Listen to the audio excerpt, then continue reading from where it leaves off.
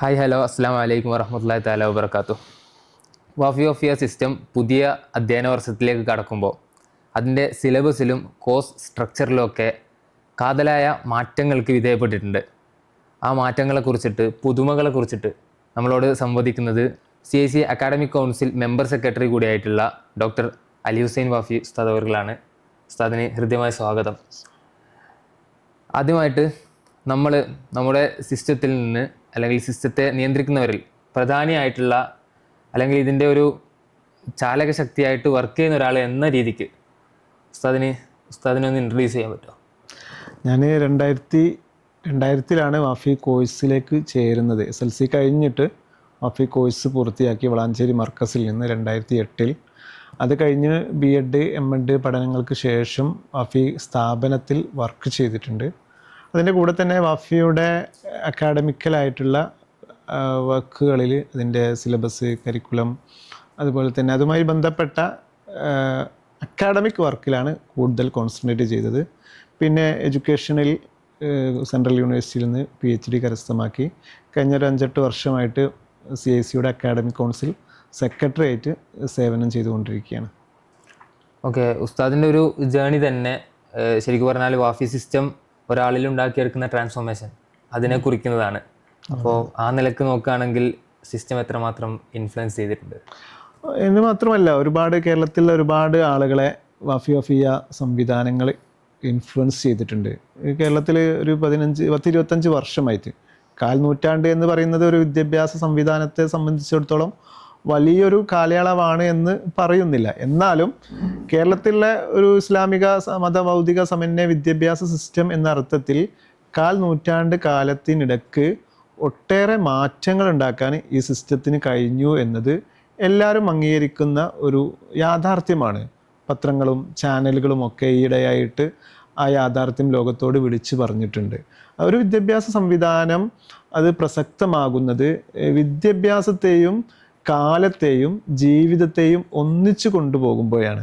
ആ അർത്ഥത്തിൽ നോക്കുമ്പോൾ വാഫിയ എന്നത് കേവലം കരിക്കുലം, സ്ട്രക്ചർ തുടങ്ങിയ ഒരു അക്കാഡമിക് സംവിധാനം എന്നതിലുപരി ആയിരക്കണക്കിന് യുവാക്കളുടെ ജീവിതത്തെ സ്പർശിച്ചൊരു കോഴ്സാണ്. കോഴ്സുകൾ സർട്ടിഫിക്കറ്റുകളായിട്ട് അവസാനിക്കാറാണ് പലപ്പോഴും പതിവ്. കുട്ടികൾ ഒരുപാട് കോഴ്സുകൾ ചെയ്യുന്നുണ്ട്. എന്തിനാണ് കോഴ്സ് ചെയ്യുന്നത് എന്ന് ചോദിച്ചാൽ സർട്ടിഫിക്കറ്റുകൾ കരസ്ഥമാക്കുക. അത് കഴിഞ്ഞിട്ട് എന്ത് എന്നതിന് പലപ്പോഴും ഉത്തരങ്ങൾ ഉണ്ടാവാറില്ല. പക്ഷെ വാഫിയ സംവിധാനം മുന്നോട്ട് വെച്ച പ്രസക്തമായിട്ടുള്ളൊരു മാറ്റം അവരുടെ ജീവിതത്തെയും അവരുമായി ചുറ്റുവട്ടത്തിൽ അവരോട് ചേർന്ന് നിൽക്കുന്നവരുടെ ജീവിതത്തെയും സ്വാധീനിക്കാൻ, കേവലം സ്വാധീനമല്ല, ആഴത്തിലുള്ള സ്വാധീനം ചെലുത്താൻ സാധിച്ചിട്ടുണ്ട് എന്നതാണ് ഒരു പ്രസക്തമായിട്ടുള്ള കാര്യം. പുതിയ ഒരു കേരളത്തിൻ്റെ സാമൂഹിക അന്തരീക്ഷത്തിലേക്ക് കടന്നു വരുമ്പം ധാർമ്മിക വിദ്യാഭ്യാസം ഒരു പ്രസക്തമായ ചോദ്യമായിട്ട് നിലനിൽക്കുന്ന ഒരു സാഹചര്യത്തിൽ നിലവിൽ പുതിയ വിദ്യാർത്ഥികളുടെ രക്ഷിതാക്കളോട് നമ്മൾ വാഫിയ സിസ്റ്റത്തെ പരിചയപ്പെടുത്തുമ്പോൾ എങ്ങനെ നമുക്ക് ഇൻട്രൊഡ്യൂസ് ചെയ്യാൻ പറ്റും? അതായത് വാഫിയ സംവിധാനം നമ്മൾ മനസ്സിലാക്കേണ്ടത് പല ചോദ്യങ്ങൾക്കുള്ള ഉത്തരമാണ്. ഇപ്പോൾ ഒരു രക്ഷിതാവിന് അല്ലെങ്കിൽ ഒരു 10ാം ക്ലാസ്സിന് ശേഷം, 10ാം ക്ലാസ് വരെ ഒരു പൊതു വിദ്യാഭ്യാസമാണല്ലോ, എല്ലാം പഠിക്കുക എന്നുള്ള ഒരു പൊതു സിസ്റ്റമാണ്. അതിനുശേഷം 10ാം ക്ലാസ് ജീവിതത്തിൻ്റെ ഒരു ജംഗ്ഷനാണല്ലോ. ആ അർത്ഥത്തിൽ നോക്കുമ്പോൾ അതിനുശേഷം എന്ത് പഠിക്കുക എന്നതിൽ പല കൺസേൺ അതിൽ കടന്നു വരുന്നുണ്ട്. അപ്പോൾ ആഴത്തിലുള്ള വിദ്യാഭ്യാസം ലഭിക്കണം, ജോലി ലഭിക്കണം, സമൂഹത്തിലൊരു അന്തസ്, ഒരു ഡിഗ്നിറ്റി ഉണ്ടാവണം. പിന്നെ നിങ്ങൾ സൂചിപ്പിച്ചതുപോലെയുള്ള ധാർമ്മികമായിട്ടുള്ള ഒരു ചുറ്റുപാടിൽ, അന്തരീക്ഷത്തിൽ നിന്ന് ക്വാളിറ്റിയുള്ള എഡ്യൂക്കേഷൻസ് കിട്ടണം. പലതരത്തിലുള്ള ആവശ്യങ്ങൾ രക്ഷിതാക്കൾക്കും കുട്ടികൾക്കും ഉണ്ടാവാറുണ്ട്, അല്ലെ സമൂഹത്തിന് ഉണ്ടാവാറുണ്ട്. ഇങ്ങനെ പലതരത്തിലുള്ള ആവശ്യങ്ങൾക്കുള്ള ഒരു ഉത്തരമായിട്ടാണ് കേരളത്തിലെ രക്ഷിതാക്കളും കുട്ടികളും സമൂഹവും ഒക്കെ വാഫിയെ കാണുന്നത് എന്നതാണ് സന്തോഷകരമായിട്ടുള്ളൊരു കാര്യം. അതായത് ഒരു ഏകമാനമായിട്ടുള്ള രീതിശാസ്ത്രത്തിലൂടെ മുന്നോട്ട് പോവാതെ സർവം സമ്മേളിക്കുന്ന ഒരു മനുഷ്യ നിർമ്മാണ പ്രക്രിയ. അതെ, അത് കറക്റ്റാണ്. അതായത് ഇപ്പോൾ 2020 NEP ഒക്കെ വന്നതോട് കൂടിയിട്ട് വിദ്യാഭ്യാസത്തിൻ്റെ ഒരു സ്ട്രീം അല്ലെങ്കിൽ വിദ്യാഭ്യാസത്തിൻ്റെ ഒരു എങ്ങനെയാണ് അത് വിഭാവന ചെയ്യേണ്ടത് എന്നതിൽ മൾട്ടിപ്പിൾ അല്ലെങ്കിൽ മൾട്ടി ആയിട്ടുള്ള നീഡ്സിനെ സാറ്റിസ്ഫൈ ചെയ്യുന്നതാവണം എന്ന് പറയുന്നുണ്ട്. കാരണം ലോകം മാറിക്കൊണ്ടിരിക്കുകയാണ്. ഒരു വിദ്യാഭ്യാസ സംവിധാനം അതിൻ്റെ കരിക്കുലങ്ങളും അതിൻ്റെ മറ്റ് ഫ്രെയിം വർക്കൊക്കെ ഡെവലപ്പ് ചെയ്യുമ്പോൾ ശ്രദ്ധിക്കേണ്ടത് കറൻറ്റിന് മാത്രം പോരാ. കാരണം ഇപ്പോൾ നിങ്ങൾ പഠിച്ചു കൊണ്ടിരിക്കുകയാണ്, 2025 നമ്മൾ സംസാരിക്കുന്നത്. 2025 പഠിച്ചു കൊണ്ടിരിക്കുന്ന ഒരു കുട്ടി സമൂഹത്തിലേക്ക് ഇറങ്ങുന്നത് ഒരുപക്ഷെ 2030 35 ആയിരിക്കും. അവനാണ് സമൂഹത്തിലേക്ക് ഇറങ്ങുന്നത്. അപ്പോൾ ഇപ്പോഴത്തെ 2025 ലോകത്തിൻ്റെ നീഡ്സ് അനുസരിച്ച് മാത്രം വിദ്യാഭ്യാസ പ്രക്രിയ ഡിസൈൻ ചെയ്താൽ മതിയാവില്ല. മറിച്ച് ഒരു 10-25 വർഷം മുൻകൂട്ടി കണ്ടിട്ട് ഫ്യൂച്ചറിസ്റ്റിക് ആവണം. അത് വലിയൊരു ടാസ്ക്കാണ്.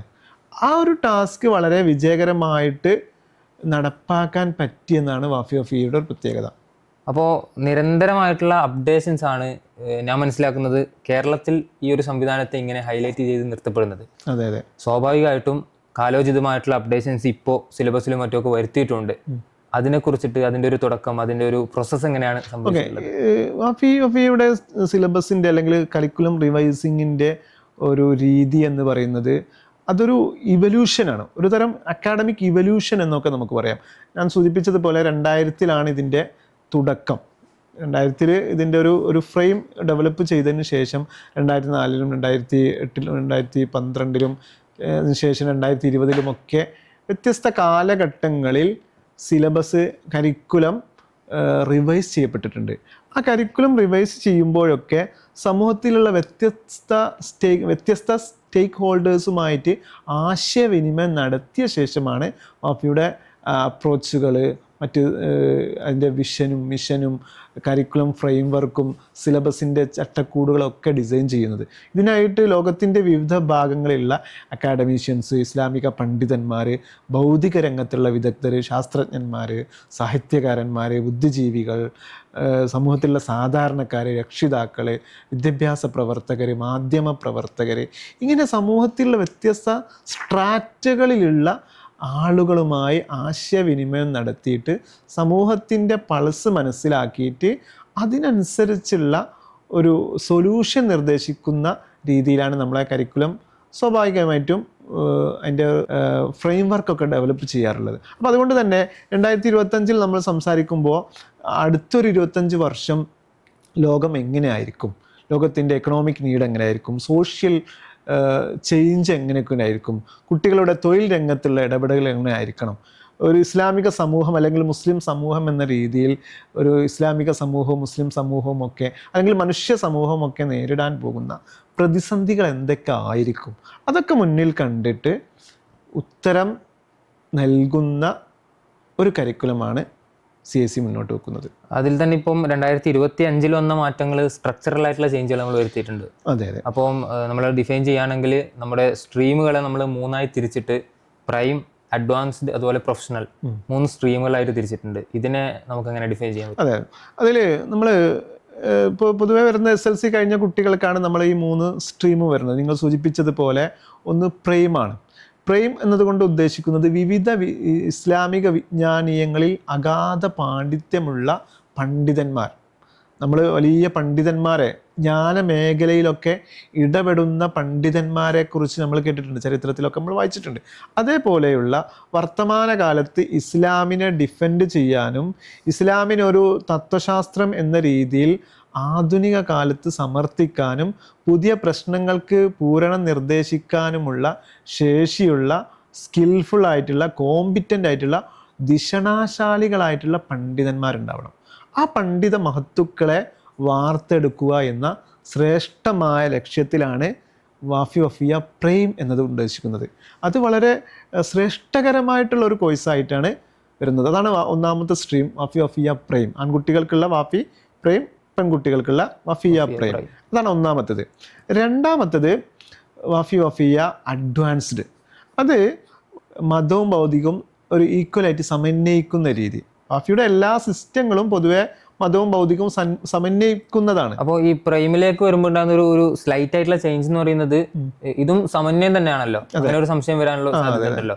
ഈ പ്രൈം എന്ന് പറയുന്നത് മതവിഷയങ്ങളിൽ അഗാധമായിട്ടുള്ള പാണ്ഡിത്യമുള്ള ആൾക്കാരെ വാർത്തെടുക്കുക എന്നതിനോടൊപ്പം തന്നെ അവർക്ക് മറ്റു വിഷയങ്ങളിലെ ഫോർമൽ എഡ്യൂക്കേഷൻ എന്ന് പറയുന്ന ഭാഗം അത് വാഫിയുടെ ഒരു മുഖമുദ്രയാണത്. ഭൗതിക ഡിഗ്രി UGC അംഗീകരിക്കുന്ന യൂണിവേഴ്സിറ്റി ഡിഗ്രി ഇതൊക്കെ സ്വാഭാവികമായിട്ടുണ്ടാവും. ഊന്നൽ കൊടുക്കുന്നത് ഒന്നുകൂടി വിഷയങ്ങൾ. ഫോർ എക്സാമ്പിൾ നമ്മൾ ഒരു മാത്തമാറ്റിക്സ് ഭാഷയിൽ സംസാരിക്കുകയാണെങ്കിൽ കരിക്കുലത്തിൻ്റെ അല്ല സിലബസിൻ്റെ ഊന്നലൊക്കെ ഒരു 60-80% ഒക്കെ മതത്തിലുള്ളതായിരിക്കും. അതേസമയം ഭൗതിക ഡിഗ്രികളും വളരെ ഫ്രൂട്ട്ഫുൾ ആയിട്ട് അല്ലെങ്കിൽ കോമ്പിറ്റൻ്റ് ആയിട്ടുള്ള ആ രംഗത്തും കോമ്പിറ്റൻ്റ് ആവാൻ പറ്റുന്ന രീതിയിലുള്ള പ്രവർത്തനങ്ങൾ അല്ലെങ്കിൽ അക്കാഡമിക് സവിശേഷതകൾ അതിലുണ്ടായിരിക്കും. പക്ഷെ നമ്മൾ ഊന്നുന്നത് ഇസ്ലാമിക വിദ്യകൾക്കാണ്. കാരണം അതിന് പറ്റിയ വളരെ ബ്രില്യൻ്റ് ആയിട്ടുള്ള കുട്ടികളെ മാത്രമേ അതിൽ വഫിയ പ്രൈമിൽ നമുക്ക് അഡ്മിറ്റ് ചെയ്യുള്ളൂ. ഇപ്പോൾ നമ്മുടെ ഭൗതിക രംഗത്തൊക്കെ IIT അതുപോലെ തന്നെ IIM എന്നൊക്കെ ഒരുപാട് എഞ്ചിനീയറിംഗ് കോളേജുകളുണ്ട്. പക്ഷേ IIT-യിൽ പ്രവേശനം ലഭിക്കുക എന്ന് പറഞ്ഞാൽ ഭൗതിക രംഗത്തൊക്കെ നമ്മൾ ഒരു ശ്രേഷ്ഠമായിട്ട് പൊതുവെ അക്കാഡമിക് രംഗത്തൊക്കെ ഉള്ളവർ കാണാറുണ്ടല്ലോ.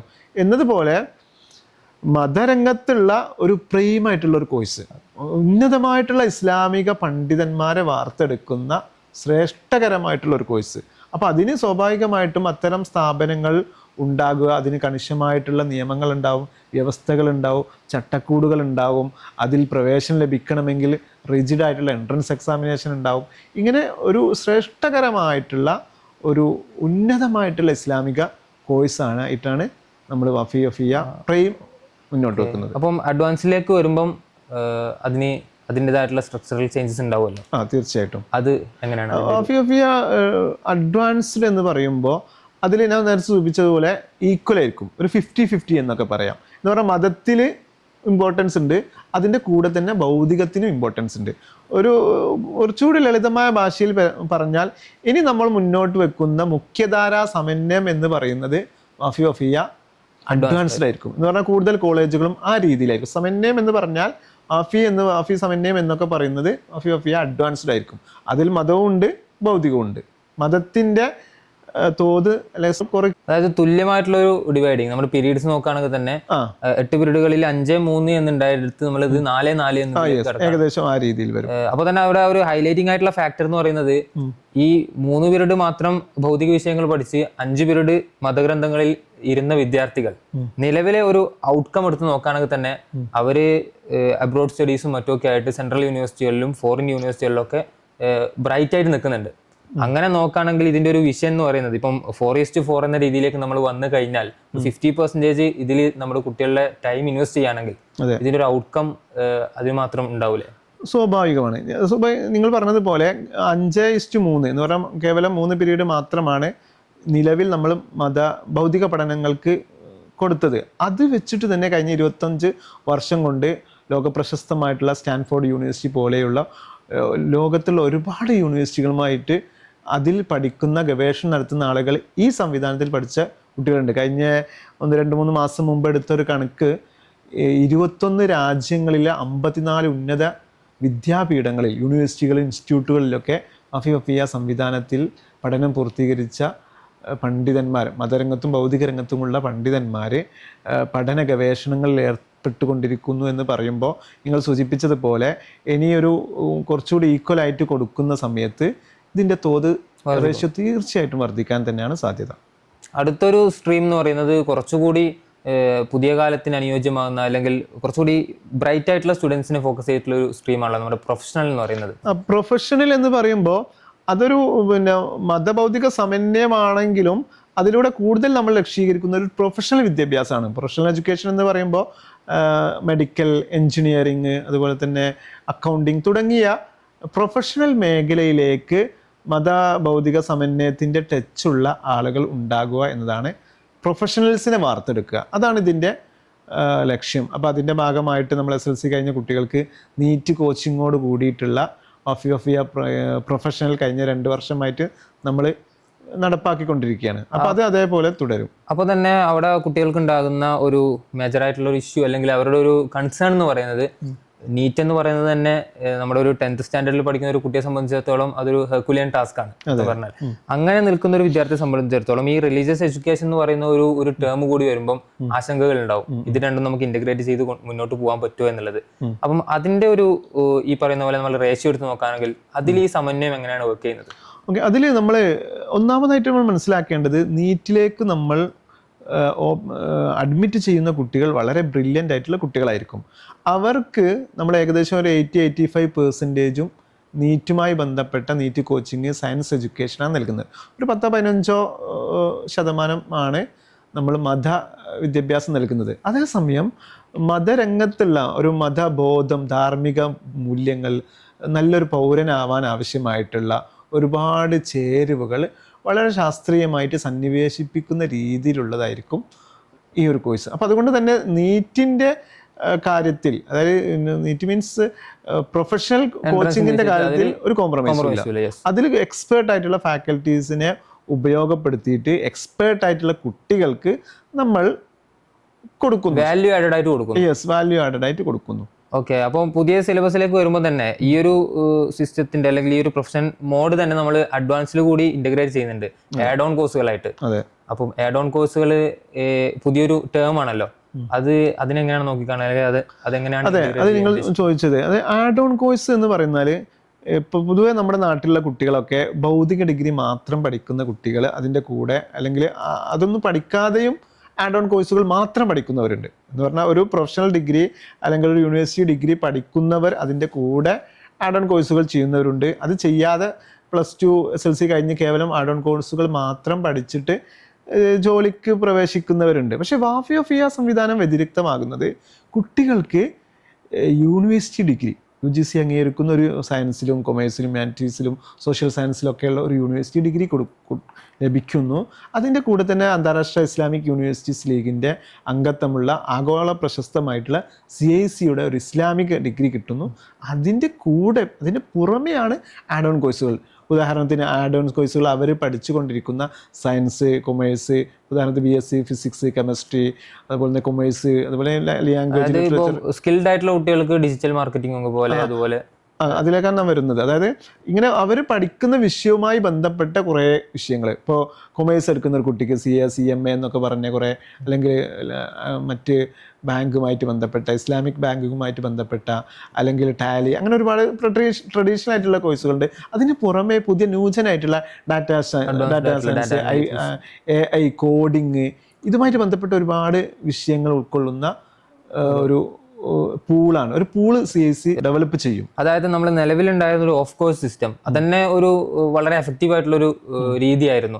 അതിൽ നിന്ന് മാറിയിട്ട് അത് കുട്ടികൾ സ്വന്തം താല്പര്യത്തിന്റെ പുറത്ത് അവർ തിരഞ്ഞെടുത്ത് പഠിക്കാനുള്ള ഒരു അവസരമായിരുന്നു. എന്നാൽ അതിൽ നിന്ന് മാറിയിട്ട് കോഴ്സ് തന്നെ നമ്മൾ പ്രൊവൈഡ് ചെയ്യുന്ന, നമ്മൾ മോണിറ്റർ ചെയ്യുന്ന ഒരു അവസ്ഥയിലേക്ക് വരുമ്പോൾ ഒന്നുകൂടി അത് എഫക്റ്റീവ് ആവും.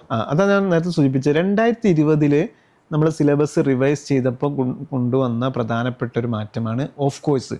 നിങ്ങൾ സൂചിപ്പിച്ചതുപോലെ ഓഫ് കോഴ്സ് എന്ന് പറഞ്ഞാൽ കുട്ടികൾക്ക് തന്നെ സിലബസ് ഡിസൈൻ ചെയ്തിട്ട്, കുട്ടികൾക്ക് വേണ്ടി അവർ തന്നെ സിലബസ് ഡിസൈൻ ചെയ്തിട്ട്, ചില വിഷയങ്ങളൊക്കെ ഒഴിവാക്കിയിട്ട് അവർ തന്നെ സ്വന്തമായിട്ട് സിലബസ് ഡിസൈൻ ചെയ്തിട്ട് CIC-യുടെ ബോർഡ് ഓഫ് സ്റ്റഡീസിന് സമർപ്പിക്കും. എന്നിട്ട് ബോർഡ് ഓഫ് സ്റ്റഡീസ് പരിശോധിച്ച് മികച്ച സാധ്യതകളുള്ള വിഷയങ്ങളെ അപ്രൂവ് ചെയ്യും.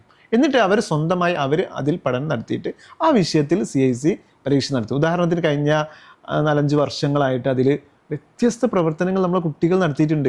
ഇപ്പോൾ ടർക്കിഷ് ഭാഷ, സ്പാനിഷ് ഭാഷ, വ്യത്യസ്ത ഭാഷകൾ, ഫ്രഞ്ച് ഭാഷ, പിന്നെ കോഡിങ്, പിന്നെ ഓട്ടോമൊബൈൽ എൻജിനീയറിങ്, ഇങ്ങനെ നമ്മളൊക്കെ ഒരുപക്ഷെ ഭൗതിക വിദ്യാഭ്യാസ രംഗത്ത് മാത്രമല്ല, ഭൗതിക വിദ്യാഭ്യാസ രംഗത്ത് പോലും പഠിക്കുന്ന കുട്ടികൾ കടന്നു ചെല്ലുമോ എന്ന് നമ്മൾ കൗതുകത്തോട് കൂടിയിട്ട് കാണുന്ന മേഖലയിലൊക്കെ ഈ കുട്ടികൾ എത്തുന്നു എന്ന് പറയുമ്പോൾ, അല്ലാത്തൊരു നോർത്ത് ഇന്ത്യയിലൊക്കെ പോയിട്ട് അവർ നടത്തുന്ന ഫീൽഡ് വർക്കുകൾ, അതുപോലെ ലാംഗ്വേജ് യൂണിവേഴ്സിറ്റികൾ, പിഫ്ലു ഒക്കെ പോലെയുള്ള യൂണിവേഴ്സിറ്റീസിൽ അവർ ഇപ്പം ജർമ്മൻ ആയാലും സ്പാനിഷ് ആയാലും ഫ്രഞ്ച് ആയാലും ഒക്കെ ഇവർ നടത്തുന്ന ഒരു ശ്രമങ്ങളുണ്ടല്ലോ.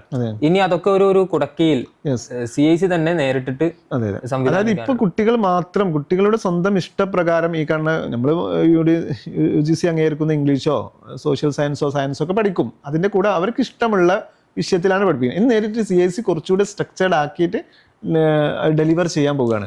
CIC അതിൻ്റെ ഒരു പൂൾ ഉണ്ടാക്കും, ആഡ് ഓൺ കോഴ്സുകളുടെ ഒരു പൂള്. നേരത്തെ സൂചിപ്പിച്ച പോലെ ആർട്ടിഫിഷ്യൽ ഇൻ്റലിജൻസ്, കോഡിങ് എന്നൊക്കെ ഒരു ന്യൂജൻ ട്രെൻഡിങ് ആയിട്ടുള്ള വിഷയങ്ങൾ ഉൾപ്പെടുത്തിയിട്ടുള്ള ഒരു പൂൾ ഉണ്ടാക്കും. അതിൽ നിന്ന് സ്ഥാപനങ്ങൾക്കും കുട്ടികൾക്കും ഇഷ്ടമുള്ള രീതിയിൽ ഈ ആഡ് ഓൺ കോഴ്സുകൾ തിരഞ്ഞെടുക്കാനുള്ള അവസരം. അതായത് കൺവെൻഷനൽ ആയിട്ടുള്ള ഒരു രീതിയിൽ നിന്ന് മാറിയിട്ട്, അല്ലെങ്കിൽ ഒരു ഡിഗ്രി പഠിച്ചു പോവുക അല്ലെങ്കിൽ ഒരു ഡിപ്ലോമ എടുത്ത് പോവുക എന്ന് പറയുന്ന ഒരു രീതിയിൽ നിന്ന് മാറിയിട്ട് പുതിയ കാലത്ത് ഒരു കണ്ടിന്യൂസ് ലേണിംഗ് ആണല്ലോ.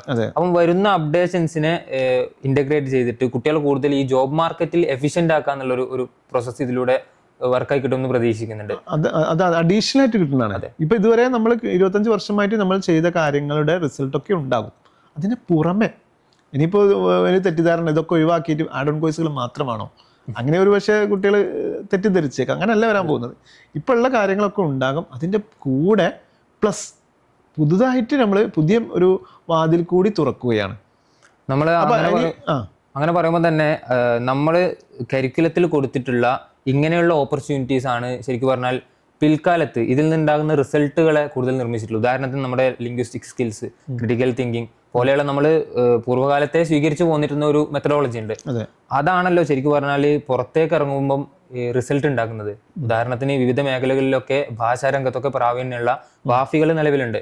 അപ്പം സിലബസിന് പുറത്തേക്ക് അല്ലെങ്കിൽ out of the box think ചെയ്യാൻ നമ്മൾ കുട്ടികളെ പ്രാപ്തമാക്കുന്നു എന്ന ആ ഒരു ക്വാളിറ്റി അല്ല അവിടെ ഹൈലൈറ്റ് ചെയ്യപ്പെടുന്നത്. തീർച്ചയായിട്ടും. അതായത് നമ്മൾ ഒരു വിദ്യാഭ്യാസത്തെ കേവലം ഒരു അക്കാഡമിക് വ്യായാമമായി കാണുന്നതിന് പകരം ഞാൻ നേരത്തെ സൂചിപ്പിച്ചതുപോലെ ജീവിതവുമായി ഇൻ്റഗ്രേറ്റ് ചെയ്തിട്ട് വിദ്യാഭ്യാസത്തെ ഇമ്പാർട്ട് ചെയ്യാൻ CIC-ക്കായി എന്നതാണ്. ഇപ്പോൾ നിലവിൽ വിവിധ മൾട്ടിനാഷണൽ കമ്പനികൾ, ഗൂഗിള്, ഫേസ്ബുക്ക്, അങ്ങനെ ഒരുപാട് ആപ്പുകൾ, മറ്റ് ലോകപ്രശസ്തമായിട്ടുള്ള ആമസോൺ ഉൾപ്പെടെയുള്ള ഒരുപാട് കമ്പനികൾ, MNC-കൾ, ഇതിലൊക്കെ ഈ സംവിധാനത്തിൽ പഠിച്ച കുട്ടികൾ ജോലി ചെയ്യുന്നു. നമ്മളത് ഉണ്ടാക്കിയത് ഈ പറഞ്ഞ MNC-ക്ക് അനുയോജ്യമായിട്ടുള്ളൊരു സിലബസ് ഉണ്ടാക്കിയതല്ല.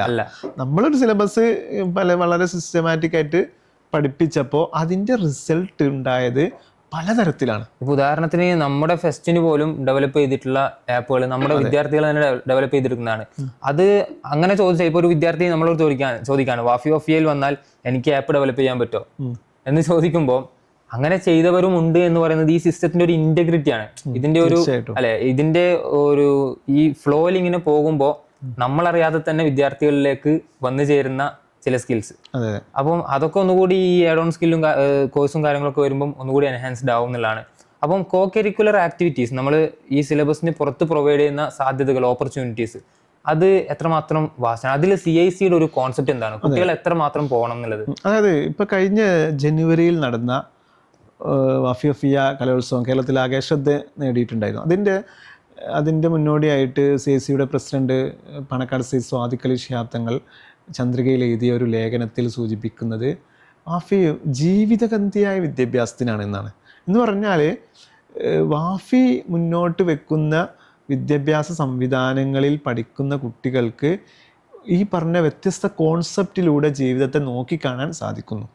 അപ്പോൾ അതിൻ്റെ ഒരു ഇമ്പാക്റ്റ് പല രീതിയിൽ അവരും അവരുടെ കുടുംബം, അവരെ ചുറ്റിപ്പറ്റിയുള്ള സമൂഹം, ഒരു ലോകം എന്നുള്ള രീതിയിൽ മൊത്തം രാജ്യം, ലോകം എന്നൊക്കെ പറയുന്ന എല്ലാ പൗരന്മാരും അത് അനുഭവിക്കുന്നു എന്നതാണ്. അതിപ്പോൾ കലോത്സവത്തിലേക്ക് വന്നതുകൊണ്ട് തന്നെ ആഡ് ചെയ്ത് പറയാണ്, വാഫി ഓഫിയ കലോത്സവം കേരള സമൂഹത്തിന് സുപരിചിതമായിക്കൊണ്ടിരിക്കുന്നു, അല്ലെങ്കിൽ ആയിട്ടുണ്ട്. അപ്പോൾ അവർക്ക് തന്നെ അറിയാം അതിൻ്റെ ഒരു വലിപ്പം എത്രമാത്രം ഉണ്ട് എന്നുള്ളത്.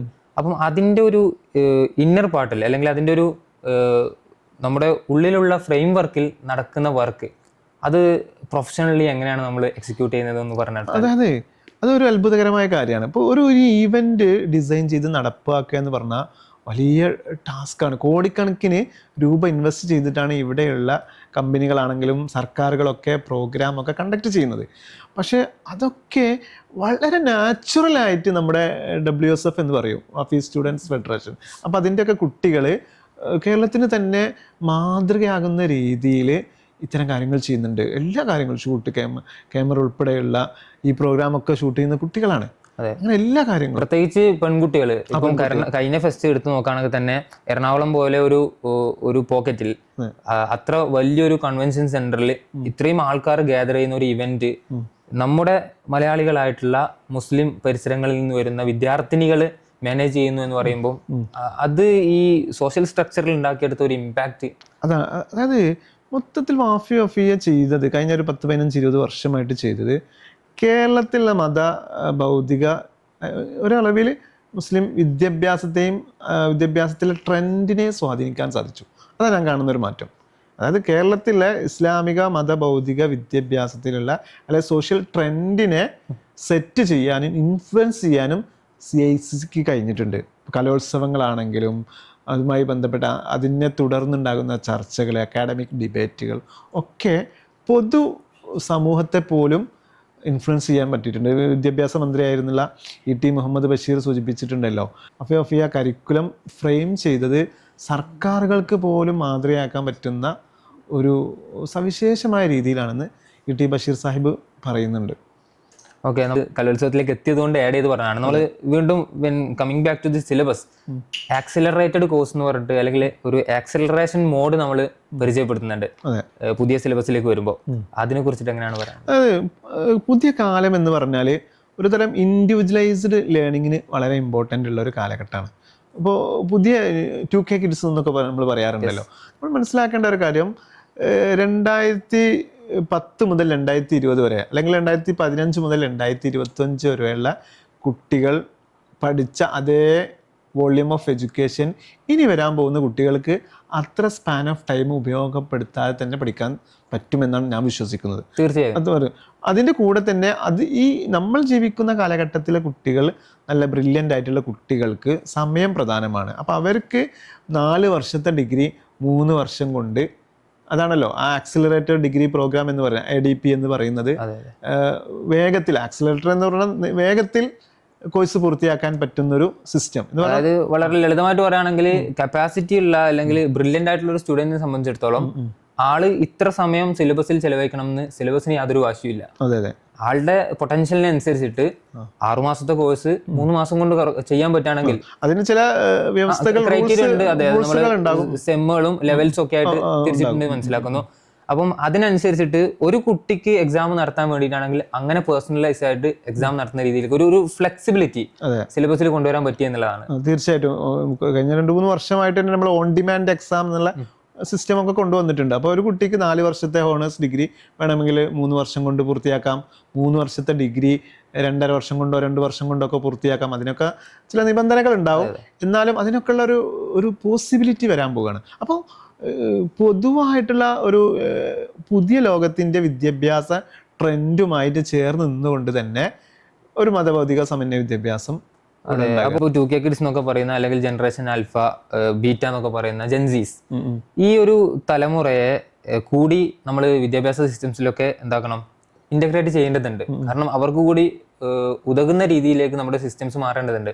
അങ്ങനെ മാറാൻ പറ്റാത്ത ഔട്ട്ഡേറ്റഡ് ആയി പോകുന്ന ഒരു പ്രവണത എല്ലാ ഇൻസ്റ്റിറ്റ്യൂഷൻസ് ആണെങ്കിലും സിസ്റ്റംസ് ആണെങ്കിലും ഒക്കെ ഫേസ് ചെയ്യുന്നുണ്ട്. ഇവിടെ വഫിയ സിസ്റ്റം ഇങ്ങനെ സർവൈവ് ചെയ്യുന്നതിന്റെ ഒരു കാരണം ഞാൻ മനസ്സിലാക്കുന്നത് അതിന്റെ അപ്ഡേഷൻ തന്നെയാണ്. അപ്പം പുതിയ കാലത്തേക്ക് വരുമ്പോൾ, പ്രത്യേകിച്ച് ഈ ഒരു 2025 ചേഞ്ചസിലേക്ക് വരുമ്പം നമ്മൾ കാതലായ മാറ്റം ആ ഒരു ഭാഗത്ത് വരുത്തിയിട്ടുണ്ട്.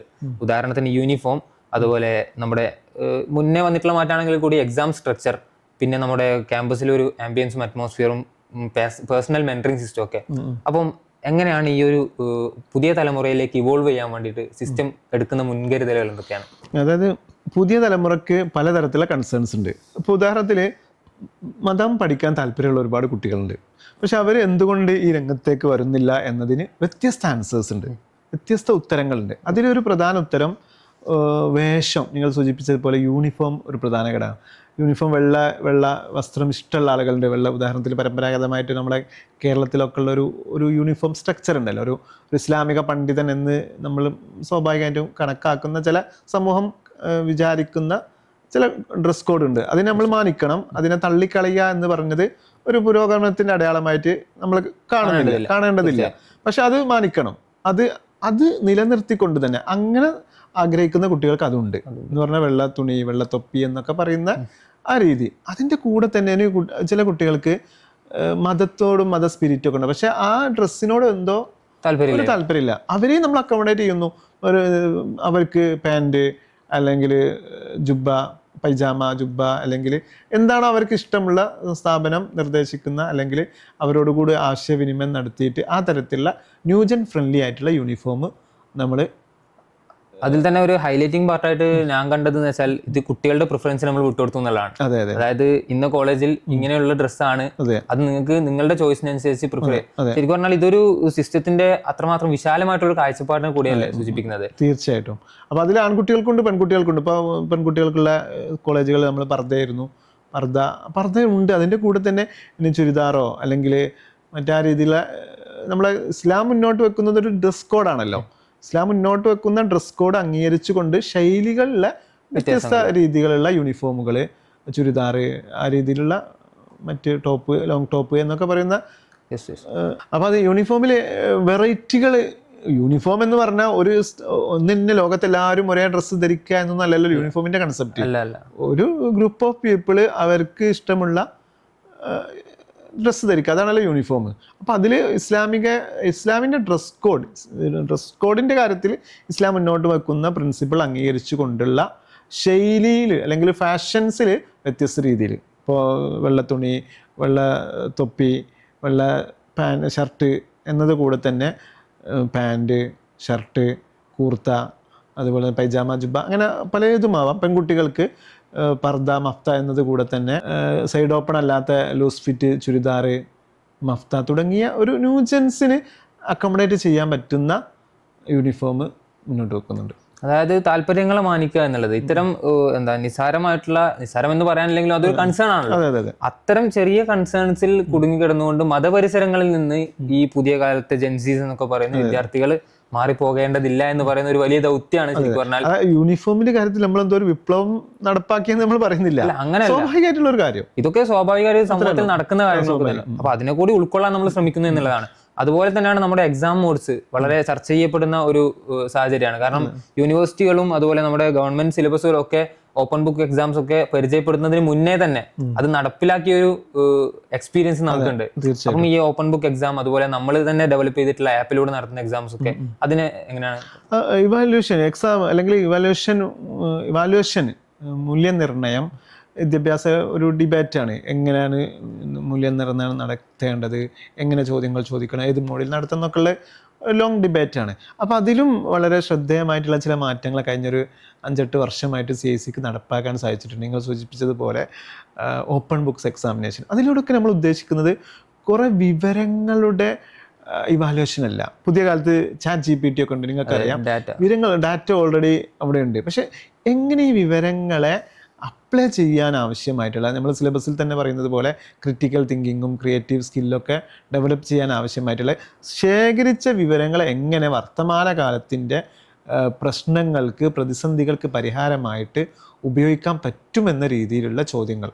അപ്പോൾ അവിടെയാണ് ഓപ്പൺ ബുക്സ് എക്സാമിന്. പിന്നെ മോഡ് ഓഫ് എക്സാം എന്നുള്ള രീതിയിൽ വാഫിക്സ് എന്നൊരു ആപ്പ് ഒരു 5-6 വർഷം മുമ്പ് തന്നെ നമ്മൾ ഡെവലപ്പ് ചെയ്തിട്ടുണ്ട്. ഒരുപാട് കുട്ടികൾ ആ രംഗത്ത് ആ രീതിയിൽ പഠനവും പരീക്ഷയൊക്കെ എഴുതി ഇപ്പോൾ ഓൾറെഡി പഠനം പൂർത്തീകരിച്ച ആൾക്കാരുണ്ട്. വാഫിക്സിലൂടെ എന്ന് പറഞ്ഞാൽ ഡിജിറ്റൽ സൗകര്യങ്ങൾ ഉപയോഗപ്പെടുത്തിയിട്ട്.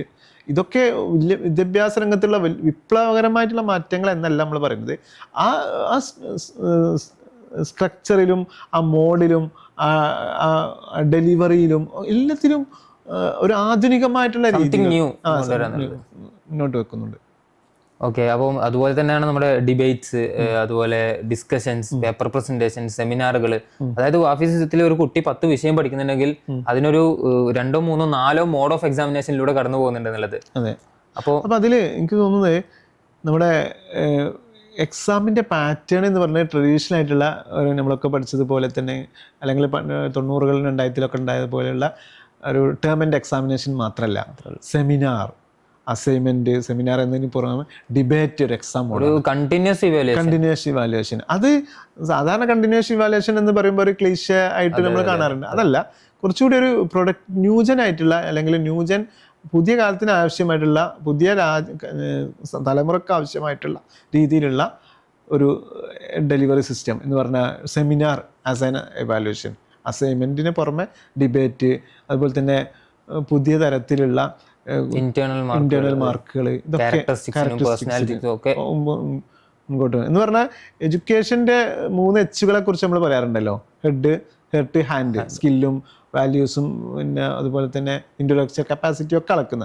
ഇതിന് 3-നെയും ഇന്റഗ്രേറ്റ് ചെയ്യുന്ന രീതിയിലുള്ള എക്സാം. അതായത് കേവലമായിട്ടുള്ള ഒരു ഇൻഫർമേഷൻ അല്ലെങ്കിൽ ഡാറ്റ ചെക്ക് ചെയ്യുന്നതിനപ്പുറത്ത് ആസ് എ ഹോളിസ്റ്റിക് ആയിട്ട് ഒരു മനുഷ്യന് വേണ്ട എല്ലാ ക്വാളിറ്റികളെയും വാല്യുവേറ്റ് ചെയ്യുന്ന ഒരു സിസ്റ്റം, ആ രീതിയിലുള്ള ഇന്റഗ്രേഷൻ നടക്കുന്നുണ്ട്. അതുപോലെ തന്നെ നമ്മൾ ഇനി വെക്കാൻ പോകുന്ന ഒരു വലിയ സ്റ്റെപ്പ് എന്ന് പറയുന്നത് അല്ലെങ്കിൽ വലിയൊരു ചുവട് എന്ന് പറയുന്നതാണ് 7ാം ക്ലാസ് മുതലുള്ള വിദ്യാർത്ഥികൾക്ക് കൂടി ഇനി വാഫിയുടെ ഭാഗമാകാൻ പറ്റുന്നു എന്നുള്ളൊരു ഒരു സന്തോഷദായകമായിട്ടുള്ള അത് നല്ലൊരു മൂവ്മെന്റ് ആയിട്ട് ഞാൻ കാണുന്നത്. കാരണം കഴിഞ്ഞ 25 വർഷമായിട്ട് നമ്മൾ കുട്ടികളെ SSLCക്ക് ശേഷമാണ് അവർക്ക് +2 ഡിഗ്രി ഈ രീതിയിലുള്ള എഡ്യൂക്കേഷൻ നൽകിയത്. ഇനി ക്യാച്ച് ദം യങ് അല്ലെങ്കിൽ ക്യാച്ച് ദം ഏർലി എന്നൊക്കെ പറയുന്നത് പോലെ 7ാം ക്ലാസ് കഴിഞ്ഞ കുട്ടികൾ, ഇത് ഒരുപാട് കാലത്തെ കുട്ടികളുടെ രക്ഷിതാക്കളുടെയും സമൂഹത്തിൻ്റെയും ഒരു ആവശ്യമായിരുന്നു.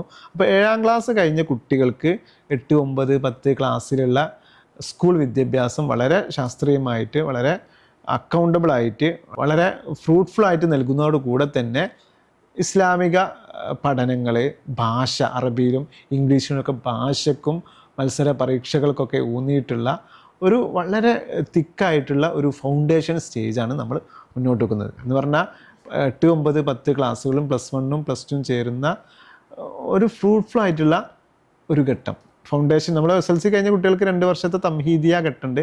അതിൻ്റെ മുമ്പ് ഒരു ഫൗണ്ടേഷൻ സ്റ്റേജ് കൂടി നമ്മൾ പുതുതായിട്ട് ഇൻട്രൊഡ്യൂസ് ചെയ്യണം. അപ്പോൾ അതിലൂടെ ഒരുപാട് ആൺകുട്ടികൾക്കും പെൺകുട്ടികൾക്കും ഇതിൻ്റെ ബെനിഫിറ്റ് ലഭിക്കുമെന്ന് പ്രതീക്ഷിക്കുന്നു. അതുപോലെ തന്നെ നമ്മുടെ കോ-കരിക്കുലർ ആക്ടിവിറ്റീസ് നമ്മൾ ആദ്യം പറഞ്ഞു വെച്ചൊരു കാര്യമായിരുന്നു. അതിൽ WSF Wafy students federation, Wafiyya students federation, അവരുടെ കീഴിലുള്ള ഉപവിങ്ങുകൾ, ഇപ്പം മീഡിയ വർക്ക്ഷോപ്പുകൾ, ഫൈൻ ആർട്സിന്റെ പരിപാടികൾ, ലിറ്റററി, അതുപോലെ തുടങ്ങിയിട്ട് ഏറ്റവും സോഫിസ്റ്റിക്കേറ്റഡ് ആയിട്ടുള്ള എന്തൊക്കെ സ്കിൽ സെറ്റുകളുണ്ടോ ഇതിലൊക്കെ അവർ നടത്തുന്ന ശ്രമങ്ങളെ എങ്ങനെയാണ് നോക്കിയത്? അതിലും ഞാൻ നേരത്തെ സൂചിപ്പിച്ചതുപോലെ ആ രംഗത്തും ഒരു ട്രെൻഡിനെ ഇൻഫ്ലുവൻസ് ചെയ്യാൻ അല്ലെങ്കിൽ ഒരു ട്രെൻഡ് ഉണ്ടാക്കാൻ WSFന് കഴിഞ്ഞിട്ടുണ്ട്, വാഫി സ്റ്റുഡൻസ് ഫെഡറേഷൻ കഴിഞ്ഞിട്ടുണ്ട്. സാധാരണ നമ്മളൊക്കെ പൊതുവെ ഒരു മതബൗദ്ധിക വിദ്യാഭ്യാസ രംഗമാണെങ്കിലും സ്ഥാപനങ്ങളിലൊക്കെ ഉള്ള ഇത്തരം ആക്ടിവിറ്റീസിന് സമാജം എന്നാണ് പറയുക, അല്ലേ?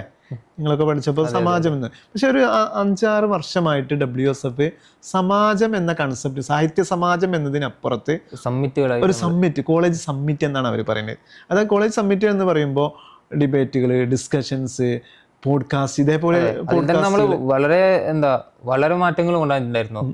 നമ്മളിപ്പോ പ്രസന്റേഷൻ തന്നെ കേവലമായിട്ട് സംസാരിക്കുക, പ്രസംഗിക്കുക എന്ന് പറയുന്ന കൺവെൻഷണൽ ആയിട്ടുള്ള രീതിയെ ബ്രേക്ക് ചെയ്തിട്ട് നമ്മളത് തിങ്ക് ടോക്കുകളായിട്ടും ഇൻസ്പിറേഷൻ ടോക്കുകളായിട്ടും പ്രസന്റേഷൻസ് ആയിട്ടൊക്കെ പുതിയ കാലത്തിന് ഏറ്റവും ഉതകുന്ന രീതിയിലേക്ക് നമ്മളത് കൺവേർട്ട് ചെയ്തു എന്നുള്ളതാണ്. അതിന്റെ രീതിയിലാണ് ഈ ഫെസ്റ്റുകൾ ഇപ്പോൾ എറണാകുളത്തൊക്കെ നടന്ന, കോഴിക്കോട് സ്വപ്നനഗരിയിലൊക്കെ നടന്ന കലോത്സവം, കേരളത്തിൽ തന്നെ വളരെ ട്രെൻഡായിട്ടുള്ള ഈ കലോത്സവങ്ങളൊക്കെ നടന്നത് ആ ഒരു രീതിയിലായിരുന്നു. കേവലം പാട്ട്, പ്രസംഗം, ഒരു ഫെസ്റ്റ് എന്നൊക്കെ കേൾക്കുമ്പോൾ, അല്ലെങ്കിൽ കോളേജിലുള്ള സമാജം, അല്ലെങ്കിൽ കോളേജിലുള്ള കോ-കരിക്കുലർ ആക്ടിവിറ്റീസ് എന്ന് കേൾക്കുമ്പോൾ കുറേ പാട്ട്, പ്രസംഗം എന്നതിനപ്പുറത്ത് നിങ്ങൾ സൂചിപ്പിച്ചതുപോലെ ഇൻസ്പയറിങ് ടോക്കുകൾ, തിങ്ക് ടോക്കുകൾ, അതുപോലെ തന്നെ റോൾ പ്ലേ എന്നൊക്കെ പറയുന്ന സമൂഹം എന്താണോ ആഗ്രഹിക്കുന്നത് അതൊക്കെ ഒരു ശാസ്ത്രീയമായിട്ടുള്ള രീതിയിൽ, ഒരു മോഹനമായിട്ടുള്ള സ്ട്രക്ചേർഡ് ആയിട്ടുള്ള രീതിയിൽ ഇമ്പാർട്ട് ചെയ്യാൻ നമുക്ക് സാധിച്ചു. അതുപോലെ ഈ അടുത്ത് WSF നടത്തിയിട്ടുള്ള വളരെ മികച്ച ഒരു മുന്നേറ്റം എന്ന് പറയുന്നത് മെഡ്ഫോക്ക് എന്ന പേരിൽ നടത്തുന്ന മീഡിയ വർക്ക്ഷോപ്പുകളാണ്. കാരണം ഡിറക്ഷൻ, സ്ക്രീൻ പ്ലേ, അതുപോലെ ക്യാമറ ആൻഡ് സെറ്റിംഗ്സ്, ഇങ്ങനെ തുടങ്ങിയിട്ടുള്ള കാര്യങ്ങളിൽ വിദ്യാർത്ഥികൾക്ക് സർട്ടിഫൈഡ് ആയിട്ടുള്ള ലെവലിലേക്കുള്ള ഒരു കോഴ്സ് കൊടുക്കുകയും അതിന്റെ റിസൾട്ടുകൾ നമ്മുടെ ഫെസ്റ്റിവലിലും മറ്റുമൊക്കെ വരുന്ന ഈ ഷോർട്ട് വീഡിയോസും മറ്റുമൊക്കെ അതിൽ റിഫ്ലക്ട് ചെയ്യുന്നുണ്ട്. അപ്പോൾ കുട്ടികളുടെ ആ ഒരു സ്കില്ലിനെ, അതായത് പുതിയ കാലത്തിന്റെ മീഡിയം എന്ന് പറയുന്നത് വിഷ്വൽ മീഡിയ ആണ്. അതായത് ആ ഒരു വിഷ്വൽ മീഡിയയിൽ കുട്ടികൾ നടത്തുന്ന ശ്രമങ്ങൾ വളരെ ഇമ്പാക്ട് ഉണ്ടാക്കുന്നുണ്ട്, വലിയ റിസൾട്ട് ഉണ്ടാക്കുന്നുണ്ട്. അപ്പോൾ അത് എങ്ങനെയാണ്? ഇപ്പോൾ 2000-ന് ശേഷം നമ്മൾ 2K കിഡ്സ് എന്നൊക്കെ പറയുമ്പോൾ അവർ ഒരുപാട് സമയം ഒരു കാര്യത്തിൽ ചെലവഴിക്കുന്നതിന് പകരം റീൽസിന്റെ ഒരു ലോകമാണല്ലോ. അപ്പോൾ ആ രീതിയിലുള്ള റീൽസൊക്കെ ഒരു മത്സരമാണ് WSFന്റെ, റീൽ കോമ്പറ്റീഷൻ. അപ്പോൾ പുതിയ പബ്ലിക്കിനെ എങ്ങനെയൊക്കെ സ്വാധീനിക്കാൻ പറ്റുമോ അതിലൊക്കെ നമ്മൾ മുന്നോട്ട് വെക്കുന്ന ഒരു ധാർമ്മികതയും ഒരു അക്കാഡമിക് ഇൻറ്റഗ്രിറ്റിയും ഒരു ക്വാളിറ്റി എഡ്യൂക്കേഷൻസും ഒക്കെ ആ ഒരു ചിന്ത പല രീതിയിൽ ഇമ്പാർട്ട് ചെയ്യാൻ WSFന് കഴിഞ്ഞിട്ടുണ്ട് എന്നാണ് ഞാൻ വിശ്വസിക്കുന്നത്. അതിൽ തന്നെ വഫിയ സ്റ്റുഡൻസ് ഫെഡറേഷന്റെ ഈ ഫെസ്റ്റ് നടത്തിപ്പോയിട്ട് ബന്ധപ്പെട്ടിട്ട് അതിൽ തന്നെ അവർ നടത്തുന്ന ഒരു ശ്രമം, അതൊക്കെ ശരിക്കും പറഞ്ഞാൽ ഒരു റവല്യൂഷണറി ആയിട്ടുള്ള ഒരു മാറ്റമല്ലേ? കാരണം ബാഹ്യമായിട്ടുള്ള യാതൊരു സപ്പോർട്ടും ഇല്ലാതെ തന്നെ സ്വന്തം നിലക്ക് ഒരു പെൺസമൂഹം വളർന്നു വരുന്നു എന്ന് പറയുന്നത് അത് നൽകുന്ന ഒരു ശുഭപ്രതീക്ഷയുണ്ട്. അതെ, തീർച്ചയായും. ഇപ്പോൾ ജനാധിപത്യത്തെക്കുറിച്ച് എബ്രഹാം ലിങ്കനാണ് പറഞ്ഞത്, എന്താ ജനങ്ങൾക്ക് വേണ്ടി ജനങ്ങളാൽ നടത്തുന്ന യെസ് എന്ന് പറയുന്നത് പോലെ ഒരർത്ഥത്തില് വാഫി വഫിയ ഫെസ്റ്റിവൽ ഇപ്പൊ പെൺകുട്ടികൾക്ക് വേണ്ടി പെൺകുട്ടികളാൽ നടത്തുന്ന ഒരു കലോത്സവമാണത്. എല്ലാ കാര്യങ്ങളും സംവിധാനം എല്ലാ കാര്യങ്ങളും പെൺകുട്ടികൾ തന്നെ, ആയിരക്കണക്കിന് പെൺകുട്ടികൾ തന്നെ ഒന്നിച്ച് അസംബിൾ ചെയ്യുന്നു, അവർ കാര്യങ്ങൾ ചെയ്യുന്നു.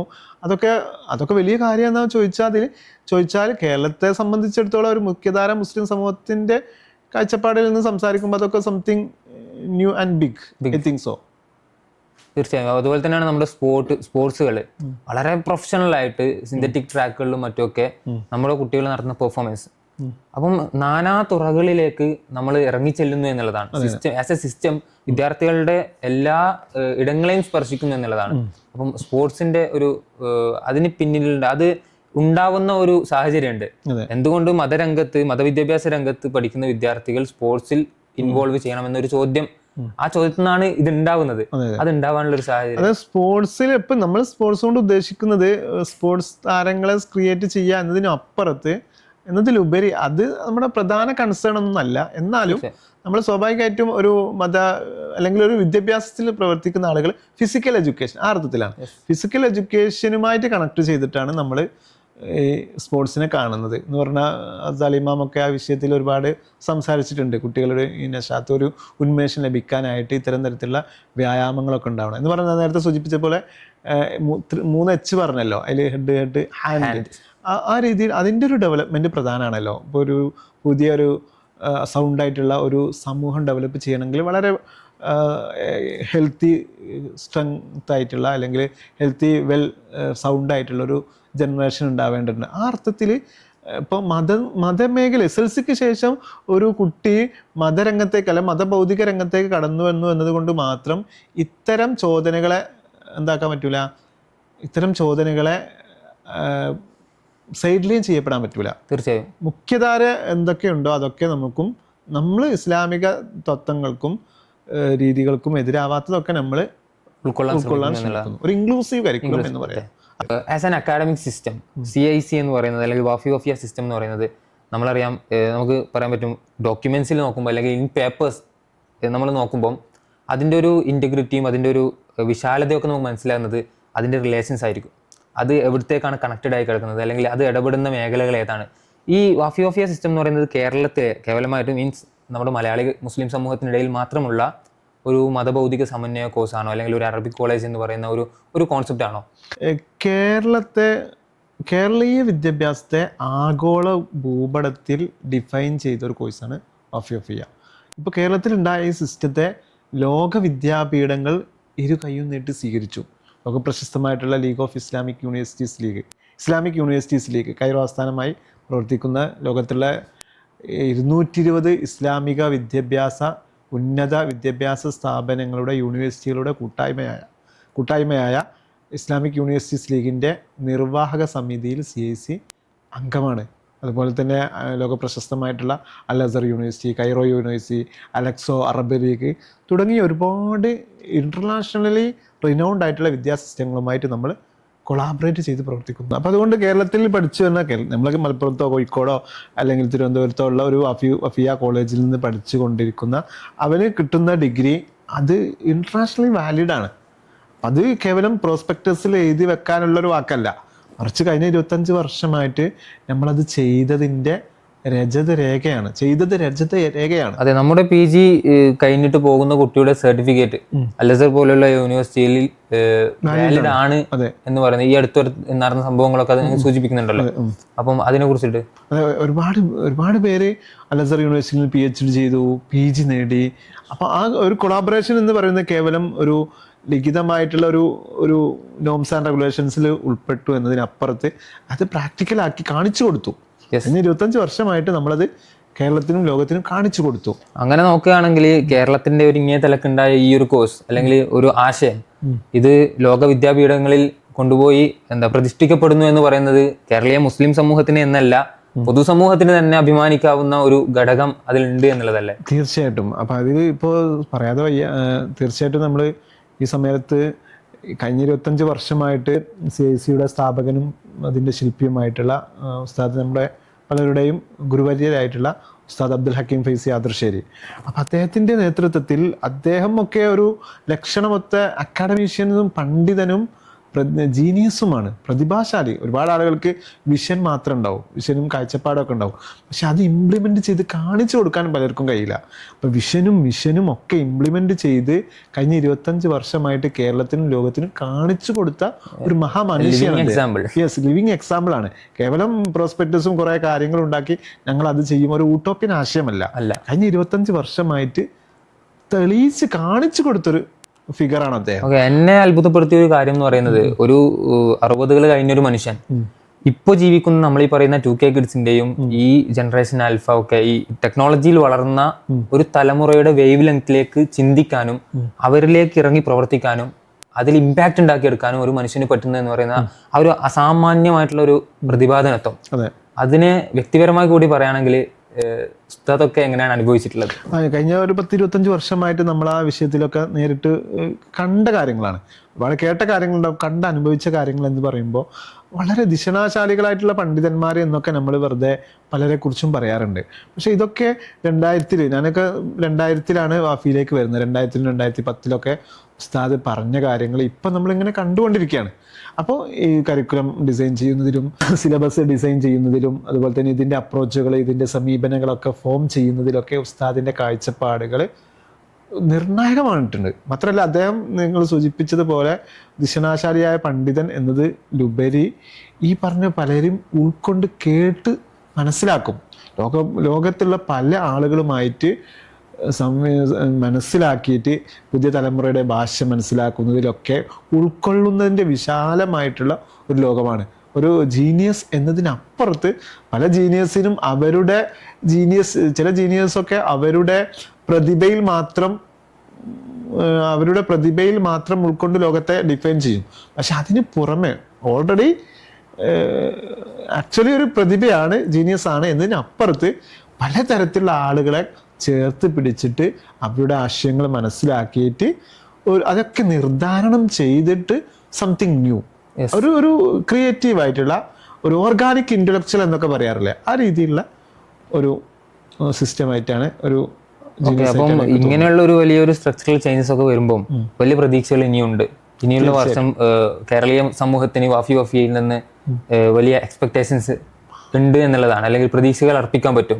ഇനി സംവിധാനം ഏതൊരു രീതിക്കായിരിക്കും മുന്നോട്ടേക്ക് ചലിക്കുന്നുണ്ടാവും? ഇനി ഞാൻ പറഞ്ഞില്ലേ, ഇപ്പോൾ നേരത്തെ പറഞ്ഞ 3 സ്ട്രീമുകൾ നമ്മൾ ഡിഫൈൻ ചെയ്യുന്നത് ഈ പറഞ്ഞ പുതിയ കാലത്തിൻ്റെ ഭാഷ മനസ്സിലാക്കിയിട്ട് കാലത്തോടൊപ്പം അല്ലെങ്കിൽ കാലത്തിൻ്റെ മുന്നേ ഇസ്ലാമിക വിദ്യാഭ്യാസവും ഇസ്ലാമിക സമൂഹവും ആസ് എ ഹോൾ മനുഷ്യ സമൂഹവും ഒക്കെ ഒരു ഐഡിയൽ ഇസ്ലാമിക് സൊസൈറ്റി, നല്ലൊരു ഇസ്ലാമിക് സൊസൈറ്റി എന്ന് മാത്രമല്ല നല്ലൊരു മനുഷ്യ സമൂഹം.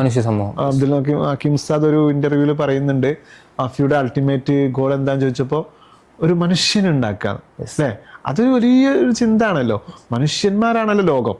അപ്പോൾ മനുഷ്യന്മാരെ അങ്ങനെ മുസ്ലിങ്ങളും ഹിന്ദുക്കളും ക്രിസ്ത്യാനികളും ഒക്കെ അവരുടെ ഏരിയയിൽ നല്ല മനുഷ്യന്മാരുണ്ടാക്കിയത്. നല്ല മുസ്ലിം എന്ന് പറഞ്ഞാൽ നല്ല മനുഷ്യൻ, നല്ല ഹിന്ദു നല്ല മനുഷ്യൻ, നല്ല ക്രിസ്ത്യാനി നല്ല മനുഷ്യൻ, ഇങ്ങനെ എല്ലാവരും നല്ല മനുഷ്യന്മാരാകുമ്പോൾ ഈ പറഞ്ഞ പോലെയുള്ള കലാപങ്ങൾ, പ്രശ്നങ്ങൾ, ലഹരി, ഒരുപാട് പ്രശ്നങ്ങൾക്ക് ഉത്തരമാണ്.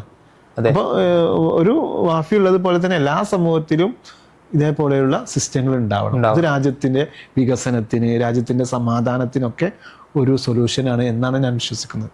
ഓക്കെ, അപ്പോൾ വലിയ മാറ്റങ്ങളുമായിട്ട് 2025 മുതൽ സിലബസ് അതിൻ്റെ ജൈത്രയാത്ര തുടരുകയാണ്. വലിയ റിസൾട്ടുകൾ പ്രതീക്ഷിച്ചുകൊണ്ട് വലിയ ഇമ്പാക്റ്റ് ഉണ്ടാക്കാൻ പറ്റുമെന്നുള്ളൊരു വിശ്വാസത്തിൻ്റെ പുറത്ത്. അപ്പോൾ ഇത്രയും മനോഹരമായിട്ട് ഈ സിസ്റ്റത്തിൻ്റെ മാറ്റങ്ങളെക്കുറിച്ചിട്ട്, സ്വപ്നങ്ങളെക്കുറിച്ചിട്ട് ഇത്രയും സമയം നമ്മളുമായിട്ട് സംവദിച്ചതിന് ഉസ്താദിന് ഹൃദ്യമായിട്ടുള്ള നന്ദി. ഇൻഷാ അല്ലാഹ്. അസ്സലാമു അലൈക്കും.